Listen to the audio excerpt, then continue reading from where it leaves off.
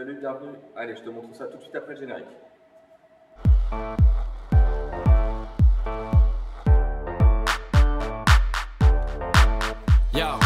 Plusieurs façons de voir les low kicks. La première façon, si je ne bouge pas mes pieds, là j'ai pas de puissance, je suis verrouillé au niveau du pied avant, ça bloque au niveau de la hanche, ça ressemble pas à grand chose et j'ai toutes les chances de taper vraiment vers le haut, donc que l'énergie parte en haut et en plus je vais me taper le coude de mon adversaire et un coude sur le pied, ça fait très très mal. Donc là, la première technique, un peu inspirée de la boxe française, c'est limite un fouetté avec le dessus du pied, la pointe du tibia, et vous prenez votre repère par rapport à votre cuisse. Donc ici, idéalement, entre le X et le bas du E. Et là.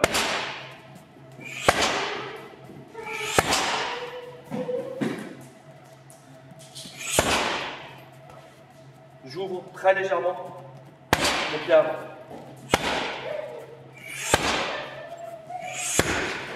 On peut mettre la main en protection.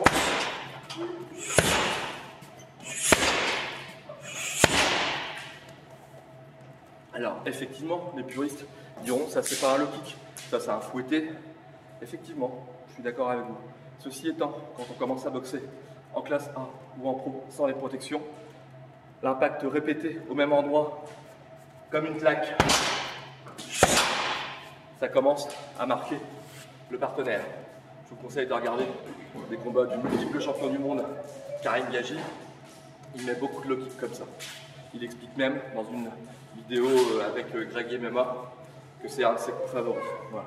Donc je vous invite à regarder. Effectivement, on n'est pas dans le style du low kick thaïlandais ou hollandais, mais c'est efficace.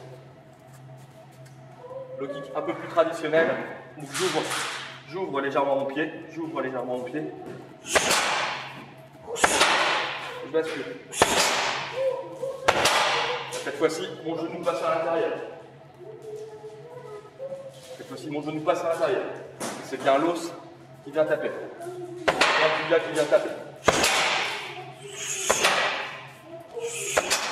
Pour avoir plus de puissance, j'ouvre bien mon pied et je peux faire donc le balancier à la thaïlandaise avec mon bras.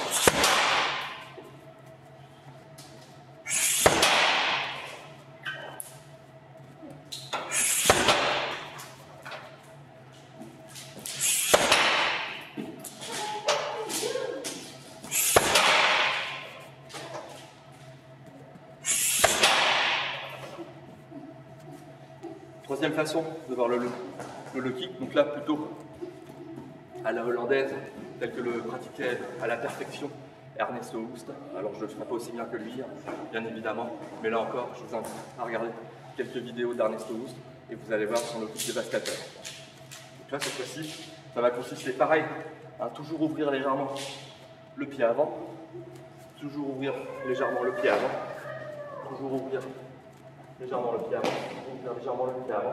avant d'envoyer donc son low kick de la jambe arrière. Et donc là je laisse monter et redescendre.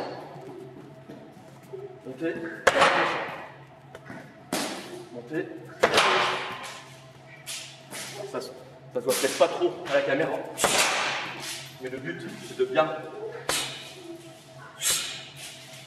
avec le tibia qui redescend sur la cuisse.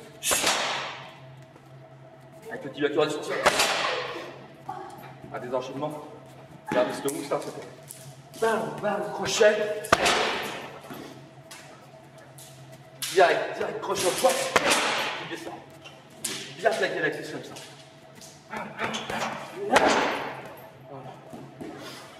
Voilà donc pour cette troisième méthode pour mettre un low kick de la jambe arrière. Je vais vous en montrer une dernière pour avoir encore plus de puissance.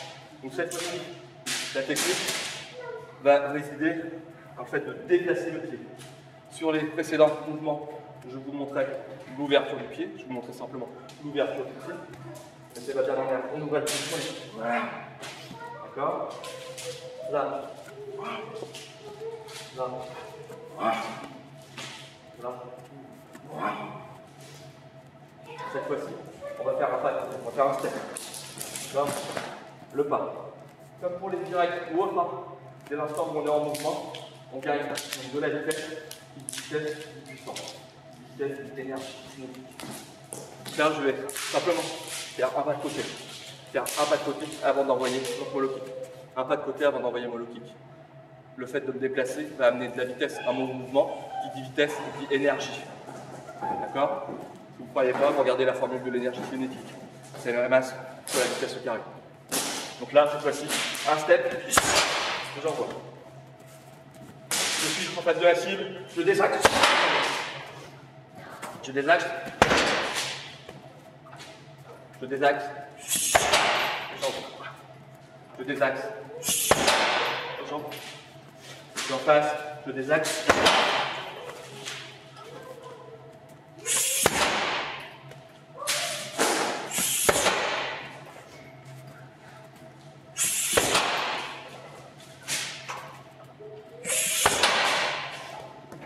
Faire également mon avant. Je suis bien dans l'axe, je désaxe.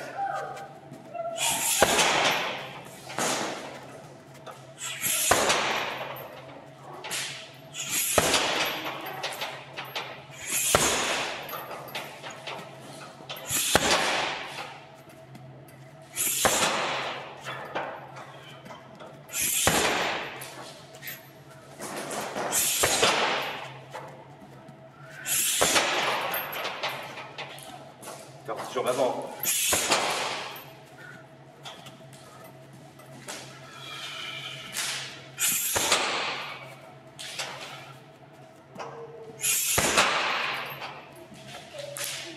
Voilà.